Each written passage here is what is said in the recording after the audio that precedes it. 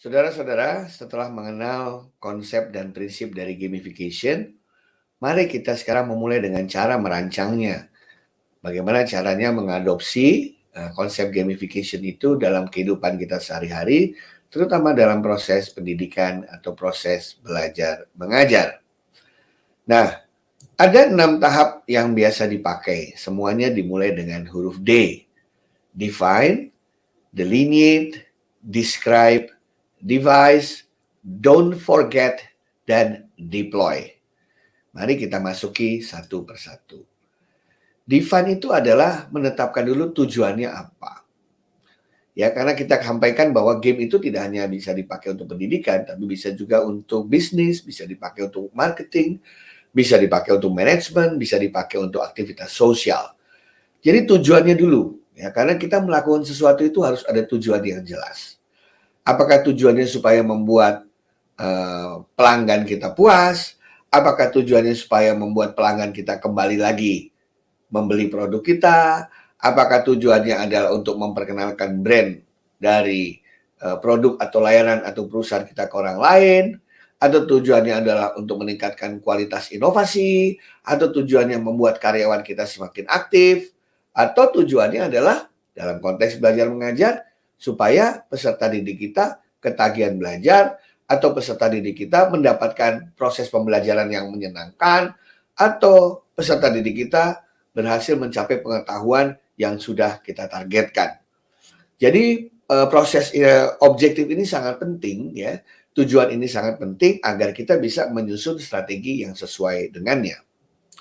Nah, baru yang kedua kita lihat siapa yang mau kita targetkan ini ya. Target behaviornya kayak apa. Kalau dibilang tadi orang senang, bagaimana cara mengukurnya? Kalau dibilang orang lebih interaktif, bagaimana cara mengetahuinya? Kalau kita bilang pasarnya menjadi lebih besar, tahu dari mana? Jadi kita harus ada indikator-indikator untuk mengukurnya.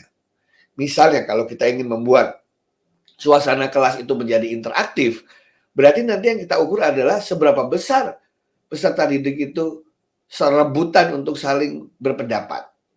Seberapa besar peserta didik itu bergerak untuk menanyakan sesuatu ke temannya yang lain di satu kelas tanpa disuruh gurunya. Nah, seberapa sering mereka untuk menyampaikan gagasannya. Nah, itu cara-cara indikator yang saya bisa tahu apakah tujuan tercapai atau tidak. Ya, kalau dalam dunia bisnis bisa dilihat dengan mudah. Berapa jumlah customer yang beli pada akhirnya, berapa jumlah customer yang komplain, berapa banyak pelanggan yang loyal, ya. Nah, atau berapa besar kenaikan market share dari sebuah produk. Nah, dalam dunia pendidikan kita juga bisa mengukurnya tadi dengan cara melihat perubahan perilaku dari peserta didik atau perubahan perilaku dari kelas pembelajaran yang kita pimpin. Baru yang ketiga kita describe siapakah pemain gamenya, playernya itu siapa. Ya, nah, ini ada macam-macam istilahnya ya. Ini contoh aja, ada yang istilahnya killer, achiever, sociality, dan explorers. Intinya apa? Intinya adalah setelah kita tahu persis apa yang kita tuju, kita baru mempelajari karakteristik dari peserta didik.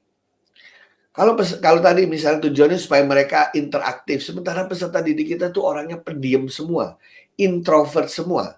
Berarti strategi kita nanti harus kita sesuaikan supaya mereka terpaksa untuk berbicara atau tergerak, termotivasi, terangsang untuk mengemukakan pendapat. Sebaliknya kalau kelas kita isinya adalah orang yang sudah talkative, yang cerewet, yang seneng ngomong, sementara kita membutuhkan suasana interaksi yang lebih santun, yang lebih tenang, ya, yang lebih menggunakan pola berpikir, maka kita akan menggunakan strategi yang lain. Nah, seperti itu teman-teman sekalian. Nah, yang paling sulit kalau di dalam kelas itu campur orangnya. Ada yang sifatnya killer. Killer itu apa? Senang kelihatan berbeda dengan yang lain dan suka menyalahkan yang lain, membu yang lainnya itu ya. Tapi ada yang namanya sociality. Sociality itu senang kalau bikin kelompok, bergerombol, belajar bersama, itu sociality misalnya. Tapi ada orang yang senangnya explorer. Explorer itu senangannya apa? Mencari sesuatu sendiri ya, atau bersama teman-temannya mencari rahasia tertentu, misteri tertentu.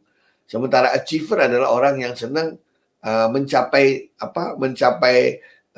keberhasilan tertentu. Achieve, dia bisa sesuatu.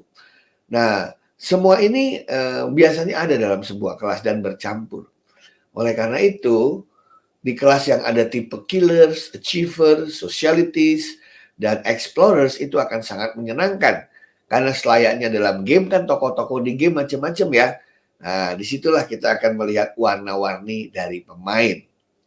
Kalau sudah, barulah kita devise the activity loops. Ya, ingat dalam game itu yang membuat mereka ketagihan karena ada loop.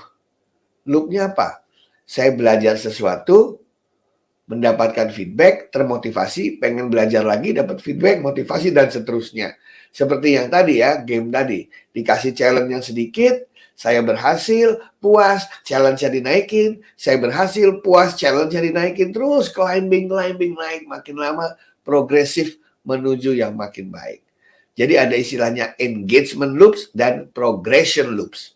Engagement loops adalah bagaimana supaya mereka merasa makin lama makin engage, makin lama makin absorb, ya, makin masuk ke dalam suasana belajar mengajar itu, dan pelan-pelan ketika dinaikkan levelnya oleh pendidiknya mereka tidak terasa.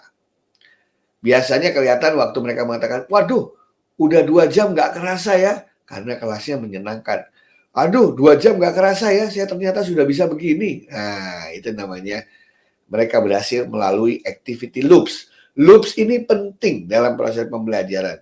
Karena kalau nggak ada loops langsung yang sulit, maka kita akan tertinggal banyak siswa yang belum merasakan keberhasilan. Keberhasilan kecil, lama-lama ditingkatkan makin besar, itu adalah salah satu dari prinsip pembelajaran yang kita kenal. Nah, yang penting don't forget the fun. Ya, walaupun yang kita bahas itu misalnya topik yang serius ya, kayak fisika, kimia, biologi, tapi pendidik harus bisa memasukkan unsur-unsur fun di situ.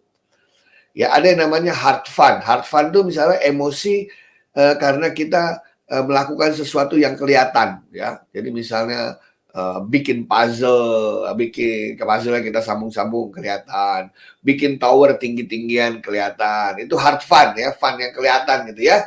Nah, tapi ada yang easy fun. Easy fun itu adalah yang hal-hal yang sederhana tapi lucu gitu istilahnya.